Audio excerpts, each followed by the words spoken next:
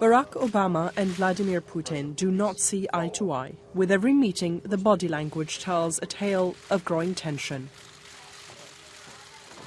Just last night, Mr. Obama gave his rather dire impression about relations with Moscow.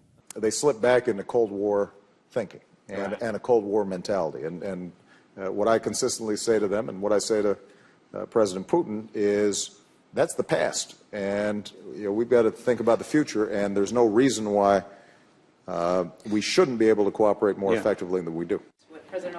It's all a far cry from 2009, when then Secretary of State Hillary Clinton and Sergei Lavrov, her Russian counterpart, were able to laugh around a button symbolizing the reset of relations between the two countries after growing tensions during the Bush administration.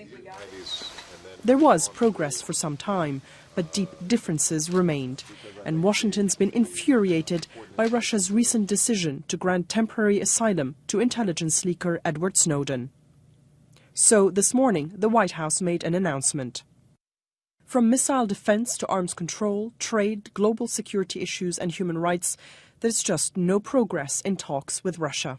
And so there's no point for the two presidents to talk. The Moscow meeting scheduled for next month is off. Mr. Obama will still attend the G20 summit in St. Petersburg. And the line about Mr. Snowden may make it look like an afterthought, but it really was the breaking point. Washington and Moscow are also at odds over Syria, where the war has been raging for 2 years. Russia supports President Bashar al-Assad, including with arms, while the US has called on him to go.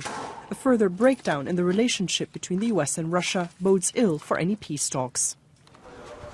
The Russian foreign and defense ministers are scheduled to meet their American counterparts in Washington on Friday.